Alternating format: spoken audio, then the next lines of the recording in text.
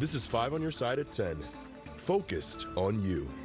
Developing tonight, a man is found dead in the front seat of a U-Haul truck in South St. Louis City. Thank you for joining us tonight. I'm Ann Allred. This happened just after 6 o'clock tonight. Our Robert Townsend joins us outside police headquarters with the latest. And right now we are still waiting for St. Louis police to tell us more about the city's latest homicide. Again, neighbors say they heard 3 gunshots around 6 o'clock tonight. Police arrived and found a man shot to death inside a U-Haul truck that was parked behind several apartment buildings and in an alley. Now, this happened near the 3800 block of Donica near Gustine Avenue. I talked to one man who did not want to go on camera. He said after he heard the gunshots, he approached the U-Haul truck and saw the driver's side window shot out and the front passenger door wide open. Now, the man also told me the driver's pants pockets were pulled out and the victim was slumped over the passenger seat. The shooting happened behind Anthony Wynn and his parents' home. The family has lived in this Dutchtown neighborhood for 20 years. There shouldn't be guns and violence involved around neighborhoods like this. I mean, I remember when I was young, I would be able to go walk around the park and stuff like that without caring about like getting hurt or anything, but nowadays I would rather just stay inside and not worry about that. Tonight, police have not said anything about a possible suspect. Now, they are asking anyone with any information to call St. Louis police or Crime Stoppers. We're live downtown. I'm Robert Townsend, 5 on your side. New information tied in a deadly shooting in the Dutchtown neighborhood earlier this week. Police say a man acted in self-defense. 3 teens are now facing felony charges in connection with an attempted robbery. A 4th teen was shot and killed during the crime on Wednesday night. Police say the teens approached a man and tried to rob him. That's when he pulled out a gun and exchanged shots with the teens. I was thinking about the one who lost his life. It was really heartbreaking, to see that, and to think that their lives are kind of thrown away. We have got to begin to have conversations with our young people so that they can know that you will be held accountable. The 3 teenage suspects are being held at a juvenile detention center. It is a beautiful night across the St. Louis area, unseasonably warm as we wrap up September. Chief Meteorologist Scott Connell is joining us now with the weather first forecast. So many people commenting about doesn't feel like fall. No, it really doesn't feel like fall. And tonight, our last full moon of September here, the full moon rising. We have a time lapse of the last couple of 3 hours here as you look down Market Street and moon rising over the arch. What a warm afternoon it ended up being in St. Louis, with temperatures running way above average. Not quite to 90 degrees, but getting close to it this afternoon now. The moon was actually full at 4:57 this morning, so that's when it was actually at its peak illumination. At this point, we're kind of where we were about this time last night. 88 degrees is the current temperature, or actually the high temperature that we had today. 66 was the low. Now, this is not a record for today, not even close, but tomorrow's record is only 93, set back in 1952. So it's entirely possible we get there tomorrow. Had we not had rain a few days ago, we probably would break that record tomorrow. We're back into the 80s on Sunday. We'll tell you when the next rain chances are coming our way and when a true taste of fall arrives, Ann. 2 students at Hazelwood Central High School are facing charges after being caught having sex in the classroom. According to police, this happened as other students and a faculty member were in the very same room. Now some video footage is circulating on social media. One parent says the students did not understand the consequences that await them.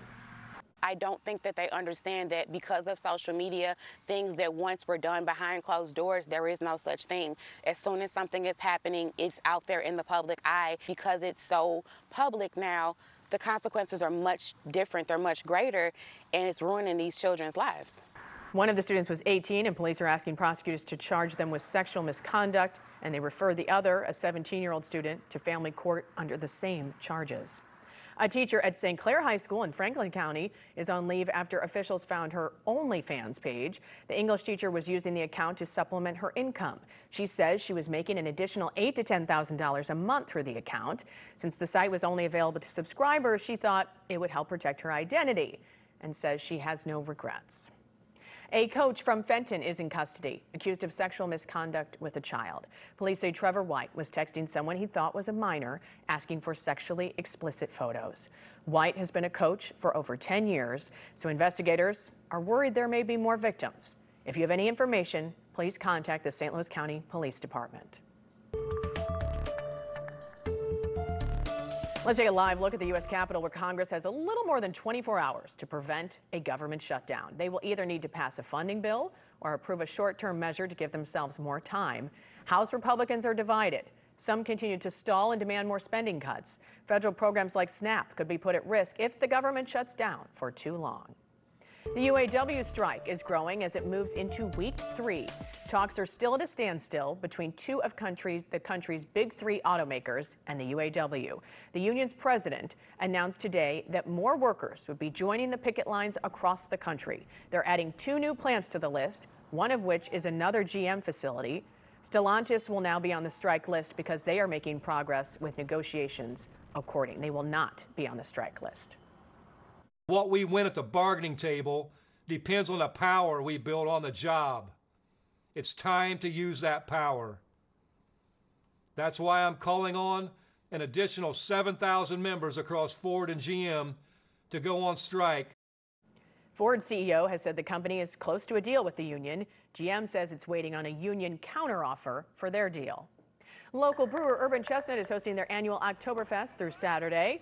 The party's still going on until 11:30 tonight. This is a free event at the brewery. It has live German-style music, traditional Oktoberfest food, and of course, the locally brewed beer. She served the state of California for 3 decades. Now the death of Senator Dianne Feinstein leaves a vacant seat in the Senate. So who will fill it? Our Verify team finds out if Governor Gavin Newsom has the authority to appoint a replacement. And a state of emergency in New York City. More than a month's worth of rain falling in one day. The warning from state officials.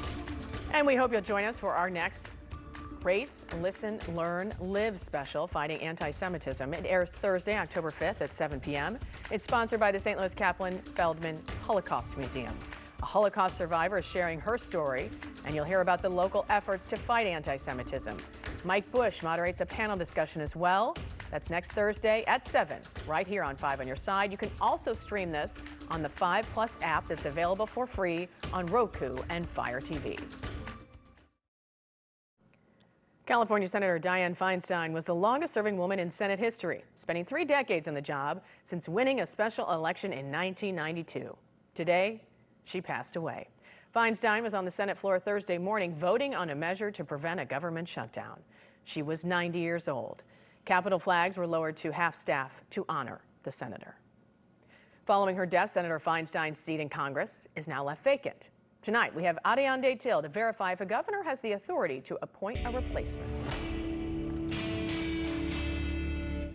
Senator Dianne Feinstein, the longest-serving woman in the Senate, has died. For 30 years, she represented her home state of California. Her passing leaves a seat open in the chamber. On social media, people have suggested that California Governor Gavin Newsom would select her replacement. So let's verify. Can a governor appoint an interim senator? These are our sources. The U.S. Constitution allows states to choose how to fill vacancies in the Senate. All states require Senate elections, but if the senator leaves, whether the role remains vacant until the next election varies by state.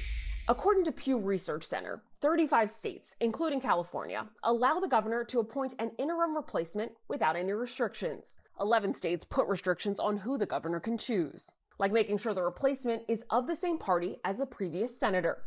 But 4 states, Oregon, North Dakota, Wisconsin, and Rhode Island, require the seat to remain vacant until a special election is held. So we can verify, yes, in all but 4 states, a governor can appoint an interim senator. This isn't the first time California Governor Gavin Newsom has had this opportunity. In 2021, Newsom appointed California's Secretary of State, Alex Padilla, to fill the remainder of Vice President-elect Kamala Harris's Senate term. With your Verify, I'm Ariane Till. Verify for you, please email us. The email address verify@ksdk.com. Torrential downpour is putting New York City in a state of emergency. Just today, the area got a month's worth of rain. State officials are warning people to stay home as flooding has led to road closures, subway disruption, flight cancellations. Some people even needed to be rescued. LaGuardia Airport even closed a terminal after floodwater started rushing in. A travel advisory is in effect through tomorrow morning. Unbelievable video.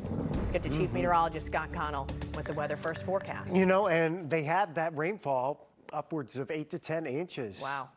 Early this morning through the course of the day, so they've had big problems up there. Meanwhile, we're just jumping ahead to the 10-day forecast, not because, you know, Ann and I are ready to start the weekend, but you can kind of separate it here. The first 5 days, more summer-like, and that includes this weekend. The next 5 days going into next weekend, well, it's more of a taste of autumn. So let's talk about how we're going to get there. Right now, we're looking at temperatures still in the St. Louis area in the 70s. Outlying areas have cooled back into the 60s in some cases. But notice out to our west here, temperatures were well into the 90s for highs today. Of course, we were at 88 degrees. The other thing is we had some rain earlier this week. For some of us, a lot of rain. And traditionally in the autumn, you get mold spores a little higher because, you know, the growing season's kind of winding down. Things are starting to decay. You add some moisture to that. The mold count today was higher than it's been in the last year. It's the highest it's been out of the last 365 days. So don't hesitate, medicate with that allergy medicine because you can feel it. If you're going to be outside this weekend, there's probably not a lot of change there. May see some patches of fog early tomorrow morning, especially in the low spots, and you might have an isolated shower with a few puffy clouds down over the Ozarks, but most areas will not see any rain over the next 4 or 5 days. City SC taking the pitch at 7:30 as we head into your Saturday evening. Cardinals also with this Wainwright weekend busy in action Saturday evening. It'll be a great evening weather-wise. Temperatures still around 80 when the team takes the pitch. Sunday, you're in the upper 80s, still lots of sunshine all across the bi-state region. A few clouds getting towards Kansas City, and then more active weather further to the west. So our 10-day temperature trend, we were really warm today. We'll be really warm tomorrow. Monday, Tuesday, right there. But here comes the change. As we go through next week, and especially into next weekend, it's an entirely different pattern, and it's one that's much cooler. The rain chances are going to be confined to about 2 days. And really, through about a 24-hour period from later Wednesday into early on Thursday. So here's your summertime, next 5 days, although not too humid, and then here's autumn for those last 5 days. That's your 10-day forecast as of this point. Scott, you're making everybody happy. The summer lovers, the fall people. That's right. There you go. You deliver. Thank you, Scott. And thank you so much for being with us. Let's head it over to Corey Miller with 5 on your sideline.